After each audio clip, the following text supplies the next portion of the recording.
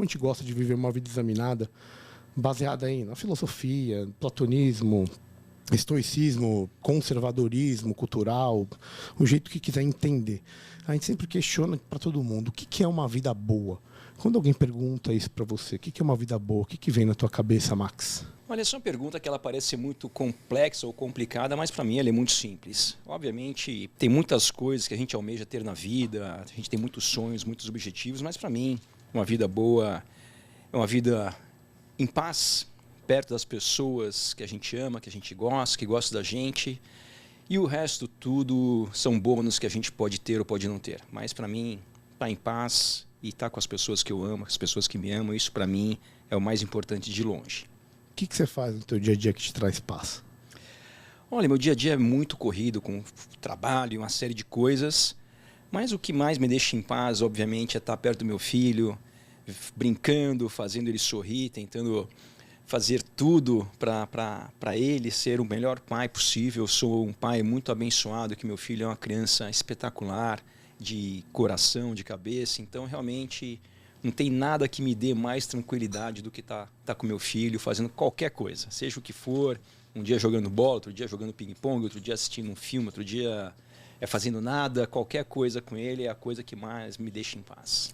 Quantos anos tem o Max Júnior aí? Ele tem 11 anos, é da idade da filha mais velha do Fernando. A gente se conheceu, na verdade, na escola, eu, o Fernando e a Bel, a esposa do Fernando. Ele faz 12 anos agora, mês que vem. Já está nas corridas aí, não? Pois é, ele começou recentemente. Na verdade, ele começou a andar de kart esse ano. No final do ano passado, ele começou a treinar e ele competiu a primeira vez há mais ou menos 3 meses atrás. Ele fez a primeira competição dele. Então está começando, está dando os primeiros passos. E foi uma coisa que durante muito tempo ele não teve oportunidade de fazer. Durante muito tempo também, quando ele começou a pedir para mim, durante um tempo, eu segurei um pouco, porque eu não sabia o quanto aquilo era uma vontade dele, o quanto aquilo ele tinha vontade de fazer, porque eu faço isso até hoje. Então, no momento que eu entendi que realmente ele estava com vontade, que ele queria experimentar, eu fiquei assim um pouco apreensivo, porque, para ser bem sincero, como pai, dá um pouco de medo, mas no primeiro momento eu segurei um pouquinho, mas depois que eu vi que realmente ele tem vontade de fazer isso, de pelo menos nessa fase que ele está, eu acho que seria injusto da minha parte não dar oportunidade para ele. Então eu comecei a levá-lo para treinar e dali para frente ele está indo de acordo com a vontade dele. Se uma hora ele que não quiser andar mais, não vai. Se ele quiser, ele vai. Ele está num momento agora, talvez seja esse momento para sempre, não sei, que ele quer ir todo dia. Obviamente não dá para andar de kart todo dia, mas ele toda semana eu estou tentando levá-lo pelo menos 1 ou 2 vezes por semana. Mas está começando nessa primeira fase, eu acho que ele tem que encarar como uma brincadeira, sem pressão, se divertir, que é muito difícil. As crianças, por incrível que pareça, já têm aquele instinto um pouco competitivo, e então é um pouco difícil ele encarar nesse primeiro momento só como uma brincadeira, que é o que eu estou tentando, a maneira que ele encare, mas está começando agora, é o começo e vamos ver o que acontece. Mas se amanhã depois quiser ser futebol, bicicleta, peteca, qualquer coisa, eu vou levar com a mesma vontade. O importante é fazer o que ele gosta e estar feliz. Achei fantástico tudo que você falou. Só de curiosidade, quando você pegou mesmo no breu, no sentido de falar, foi picado pelo bicho, né? Porque o tipo de coisa que você faz é o tipo de coisa que é baseada em paixão. Não existe outra coisa. Você não pode ser um burocrata da Fórmula 1. Não tem como, não tem. Não cabe. Você não chega a dirigir a ambulância se você for nesse cara. Então, quantos anos você tinha quando você lembra, mais ou menos, você foi picado pelo bicho? Você falou, putz, isso aqui é minha vida. Eu acho que essa picada ela veio em algumas fases, né? No primeiro momento é a fase assim, nossa, isso aqui, eu gosto muito de fazer isso aqui, estou aprendendo, mas quero aprender, quero melhorar, mas já estava ali com muita vontade, mas no primeiro momento como criança, como uma diversão, como um desafio que eu acho que a parte do desafio que pelo menos para mim sempre me moveu muito, ter paixão por esse esporte.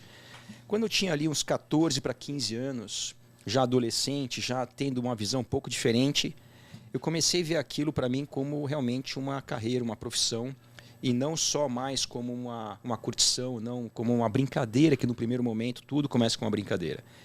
Então, e quando eu tinha lá 16, 17 anos, aqui no Brasil, na fase, nos anos 80, e foi quando eu comecei a correr de kart, o kartismo no Brasil era muito forte a nível mundial. Então, Eu nunca tive condições de participar de campeonatos mundiais de kart, porque sempre foram na Europa, é uma coisa que era muito custosa.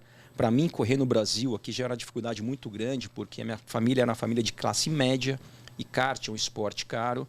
Então, mas quando eu tinha 15, 16 anos, eu já competia com alguns pilotos aqui do Brasil, até mesmo da América do Sul, que iam para mundiais e tinham bons resultados. E eu competia aqui com eles e eu via que eu tinha condições de disputar com eles. Então, naquele momento, eu comecei a pensar, poxa, eu estou competindo com as pessoas da minha geração, uma das melhores do mundo, e estou me virando direitinho. Então, dali para frente, eu comecei a ver que eu tinha condições de realmente, quem sabe, me tornar um piloto profissional, e dali para frente eu fiz de tudo possível para conseguir isso, e graças a Deus eu consegui e faço isso até hoje. Só de curiosidade, você mencionou muito bem que o Brasil é uma potência de kart. E me falam, eu sou absolutamente leigo, mas os princípios do kart da Fórmula 1, eles são os mesmos princípios, lógico, expressões diferentes de um mesmo preceito, né? Quer dizer, exatamente isso que você falou. Todo mundo fala mais ou menos isso aí. Isso, o conceito, as técnicas do kart à Fórmula 1 e passando por todas as categorias, o conceito é exatamente o mesmo. Obviamente, você tem que se adequar a cada carro com as suas especificações e tudo mais. Mas a técnica, os conceitos são os mesmos, até porque são conceitos de física. Então não tem muito o que inventar. Uma curva, uma freada é uma freada. O kart, seja o carro que for, ele tem condições de fazer uma curva na velocidade X ou Y, mas o conceito é o mesmo do kart à Fórmula 1. E a gente perguntar, por que o Brasil, que é um país de tantas mazelas e adversidades, ele consegue produzir pilotos de kart? Quer dizer, como você mesmo falou, é algo custoso, faz parte de um esporte de elite. Não que ele seja elitista na sua essência, mas você precisa ter um certo condição de poder praticá-lo. Como é que o Brasil tem isso? De onde que sai isso? É uma pergunta. Eu acho que a grande maioria dos esportes, talvez no mundo inteiro, não só no Brasil, primeiro de tudo, você tem que ter... ajuda muito você ter uma referência. Então, por exemplo, no automobilismo, especificamente falando, a gente tem aí uma história de mais de 50 anos de grandes referências, que começou lá atrás com Emerson Fittipaldi, José Carlos Passe, depois dali para frente Nelson Piquet, Ayrton Senna e todos os nomes que a gente ouviu. Então, isso faz com que as gerações mais jovens se espelhem em alguém e vejam e almejem esses objetivos de se tornar um esportista profissional. Isso não acontece só no automobilismo, a gente vê isso acontecendo em outros esportes, no tênis, na natação, dentre outros esportes. E no automobilismo, especificamente falando, é por isso que quando você tem um piloto de um país que se destaca muito, não é coincidência que na sequência vem uma geração muito forte. Então, aqui a gente teve no Brasil Emerson Fittipaldi, não é por acaso que apareceu Piquet, Senna, Rubinho e tantos outros. Hoje a gente vê isso acontecendo na Inglaterra. A gente tem o Hamilton, que é 7 vezes campeão mundial. Russell. Então não é à toa que tem Russell, Norris, Albon e todos esses pilotos ingleses. Da mesma maneira a Alemanha, quando Schumacher se tornou o primeiro alemão campeão mundial da Fórmula 1, dali para frente veio Vettel, Hülkenberg, dentre outros. Então você tem uma referência muito importante. Obviamente você tem que ter minimamente condições no seu país de você praticar esse esporte. E o automobilismo aqui, já do kart, já é um esporte muito custoso, mas você tem, mesmo sendo de classe média, às vezes você consegue, que era o caso da minha família, consegue entrar no esporte. E dali para frente, se você mostra uma dedicação, mostra uma seriedade, algumas portas podem se abrir, como aconteceram comigo, por exemplo. A minha família era uma família que não tinha nem condições financeiras de arcar com o custo do kart. Mas isso não é o mais comum. Não. Normalmente, até porque uma coisa que eu estava pensando, a maioria dos pilotos que atingem grande sucesso, cara, é muito em São Paulo. Talvez porque a grana esteja aqui em São Paulo e você consiga aplicar isso para poder você ver que nem você falou muito bem. Primeiro, desafio. Promover o desafio, aí eu fui lá, vi na prática que eu tenho um certo talento.